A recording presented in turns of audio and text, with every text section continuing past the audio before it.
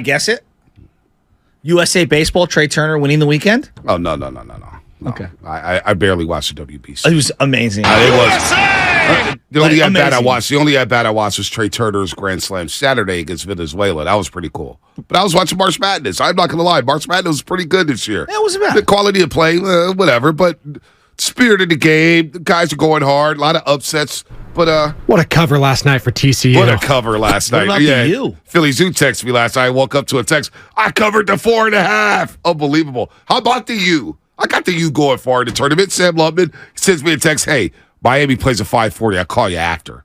It's like, okay, Sam. Locked in on Indiana, huh? Yeah. That was a good game. That almost blew a lead, but they come back. But anyway, as I say, good morning, everybody getting off the graveyard shift. If you're getting ready for work, what is happening? If you're at work, what is happening? Strippers, baby mamas, baby daddies, cops, firefighters. How about the Daly City Water Department? Boy, Big John saw him at the Starbucks this morning. What up, baby? Good morning, everybody out there. Hopefully everybody had a great weekend. I know the Warriors didn't. They lost Friday and Saturday. They lose to the Hawks as John Collins hits 4 of his first 5 threes. And, of course, Dylan, the villain, a.k.a. Dennis the Menace, he hits his all 4 of his three-point attempts. So Warriors are struggling right now. But I said this right before the show, Shasky. They look like a team that does not enjoy playing with each other right now. They just don't look like they are vibing at all.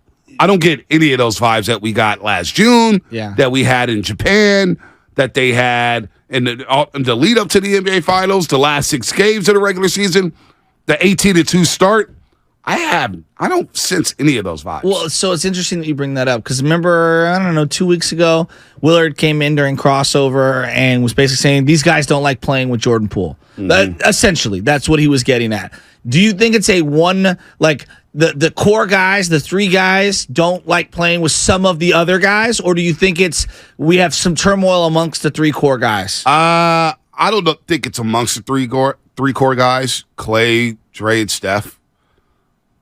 There's just something off. Yeah, there's something off, and I think it's irresponsible to just say, hey, they don't like playing with Jordan Poole. Well, that's what I'm saying. I think that's too simplistic. Right. Their problems are much deeper than that. It's the youngsters and the vets. And look, by the way, thank God they had that youngster Kuminga playing. They lost by 25. Well, no doubt. Kuminga looks fantastic. Yeah. But here's something I go back to, and I'm not blaming the veterans for the struggles.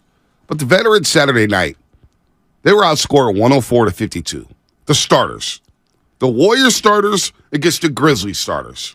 And everybody keeps talking about how great their net rating is and great starts or whatnot. Well, they were down 10 after the first quarter once again. And on this road trip, so they played 12 quarters of basketball, Shasky, on this road trip. 12 quarters of basketball. In 9 of those quarters, they've given up at least 32 points. At least 32. Why are you surprised? But in the fourth quarter, 29 in the fourth. So really, 10 of the 12 quarters, you're giving up at least 30. Teams are sleepwalking into 30 points. Yes. They're hitting their average from the three-point line. Grizzlies. They hit three threes in the first minute. In the first minute. I mean, I know you like to put out the 5 threes in the first quarter. Yeah, Mully's like, how many threes does that team average per game? Well, again, Grizzlies. I think their first 3 possessions were 3 threes. Yeah, it was. They hit boom, boom, boom. They're up 9-4 right away. So, you're asking about all these different things, and I asked this simple question. You know this team inside and out when it comes to the feel, stats, this quarter, that run, and 6 months ago. When was the last time on the road you got a Clay, Steph, and Dre performance? Maybe January 30th in their last road win. I can't even remember that. Who was that against? We were flying back from Philadelphia. Gotcha. When they played Oklahoma City. That's right. That's their last road win. Oklahoma City? Wow. It's been over 48 days. I think it's 49 days since they had a road win. Wow. Joe DiMaggio's hit streak's coming up. Exactly. Jeez Louise. I mean, you got 2 big-time games here. You can't sleepwalk on the Houston 48 Rockets. 48 days. Are they okay? Are they really going to go? 49 days. I didn't even know it was 48 days. It's Joe 48 or 49. had a hit streak 56 days. Yeah, no doubt. Essentially 56 games. Are they going to go? Honest to God, now I want to know. Are they going to eclipse the 56-game hitting streak? What's more impressive? They might. It just might, Shasky. That's how bad it has been on the road. Houston has just beat the Celtics, Lakers, and Pelicans. Man. You think I'm sleepwalking on this game? No. It's not a gimme. No. And then Wednesday, you go to Dallas, you got to deal with Kyrie Irving. Are they just getting old? Like, is that it? Like, honestly. Some of it is. Like, I heard Steve Kerr in the postgame, and he was talking about, and look, man, they've provided us years, memories for a lifetime. I mean, you're going to be talking about this team 30 years from now about how great. This is going to be the Camelot version of the Warriors, the way we talk about the Niners of the 80s. Wouldn't you agree? Right. No doubt. And I'm just thinking to myself, is this just how it's going to end? Like, in terms of, like, they've just gotten older, and you just can't get up for these road games like you used to? I don't know why you can't get up when you need to win. You need to win. You're not as good as you used to be. You need to win. And let's be honest, man. They miss Andrew Wiggins so much on the basketball court. Obvious. Whatever he's going through, we hope he's well. He's been out now, 14, 15 games? I lost count. But he's been out for a long time. And they miss him. They miss his defense. They miss him at the point of attack. They miss him at the elbow when he has a nice little step-back jumper. They miss his athleticism. They miss his corner three-point shot. They miss Andrew Wiggins. If I told you, forget what the reason is, just he's hurt. Let's just say I said he's hurt. Right. Okay? Second best player, last year. During that title run. Is out for the rest of the year. Wouldn't your probability of winning the championship go down, like, tremendously? Absolutely. Right? I don't care who. Team X loses second best player that got them all the way to the finals last year. We would all say that team's probably cooked. And that's the way it feels right now when it comes to the Warriors. Could they overcome it? Sure. I'm sure there's a probability, and I don't want to bury them. That's not what I'm trying to do. But if the guy doesn't come back, which is totally, if they're okay with it, I get business. Yeah, I get all that. But let's pretend it's an injury. If he doesn't come back, they're done. Cooked. And I hate saying that out loud. I don't get any solace. Like, I want them to play in June. Yeah, but I don't even know if they'll be playing in May. I don't even know if they're going to get past April. That's what I'm saying. Let's go to Duke and San Bruno real quick. Duke, what's happening? You're on the morning roast here on 95.7 The Game. Good morning.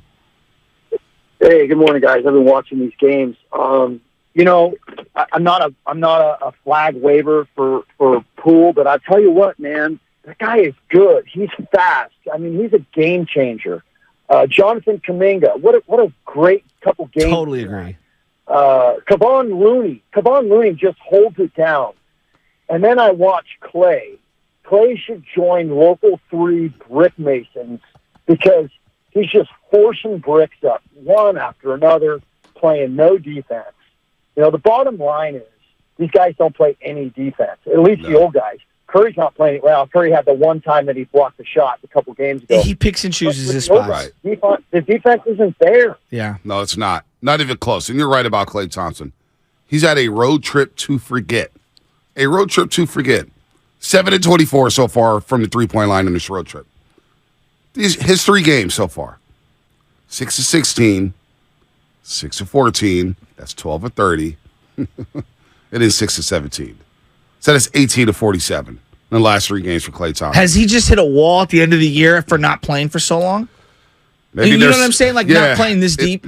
It could be. 14.5 points, 5 rebounds, 2 assists. He's not playing good defense at all. It's just, he can't guard Tyus Jones at this point of his career. We all know that. I've never argued that. Tyus Jones playing good. Tyus Jones is playing really good basketball. Did you see the graphic they threw up on your NBC? Yeah, I told 18 him to pull points, it up. basically, 7-7 since Ja's been out. Yeah, that's incredible. I mean, that's nearly like all-star level. And he had another double-double Saturday night. He was fantastic. 14 assists, 13 points. Just in control.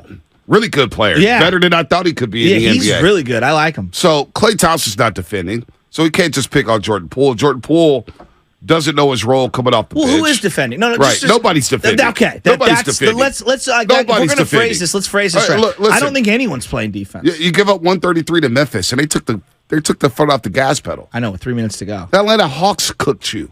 The Atlanta Hawks scored 39. The Atlanta Hawks game Friday, they're up 16-4. Great start. Hawks are going to 35-15 run in the quarter. I mean, we need that. I don't even know if the answers are on this basketball team no more, but like you said, thank God for Jonathan Kuminga, and how criminal does it look that he was getting DNPs early in the season? What? How criminal does it look that Wiseman's in a Detroit Piston uniform dropping 22 and 13? But let's look at the plus minus. He was a -6, and they lost 22-13 is 22-13. And that's one of the things that really bugs me. Kuminga the night before, whatever it was during the week, he had 0 rebounds. Everyone's like, he's got 0 rebounds. He's guarding on the perimeter. Do you know basketball? He's face guarding Kawhi Leonard. With his back to the basket, trying to guard one of the best players in the NBA. And then when you don't ask him to do that, magically, how many rebounds did he have yesterday, Bonte? What do you have, 8, 9? Yeah, he had 8 rebounds off the bench. When he's off the bench. When he's playing a more traditional 4 role, right? Like when you have him basically playing the 2 position, guarding one of those guys, like you have to understand the game on some level. And the thing that really frustrates me is that I'm watching the game and people are like, wow, these teams outlierly shoot unbelievably against the Warriors. Yeah, because they cannot stop dribble drive penetration, which creates a scrambling defense, which creates wide open looks. Well, yeah. So I don't care how bad of a shooter you are traditionally. Okay, if you're a 30% shooter, if you're wide open, that percentage is going to go up. No doubt. I mean, all season long, dribble drive penetration, collapses the defense, and guys are helping from the strong side corner, which is ridiculous. Exactly. Then you're helping from the weak side corner. Corner threes are wide open. Wing threes are wide open. The Grizzlies in the last 2 games against the Warriors, just 2 games in the last, in 9 days. The Grizzlies, 36 of 38, 36 of 78 from the 3-point line.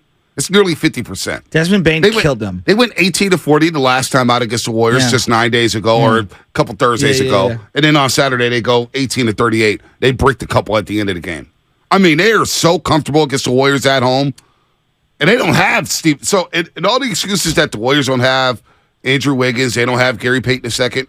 Well, the Grizzlies didn't have Steven Adams, and they didn't have John Morant. I know.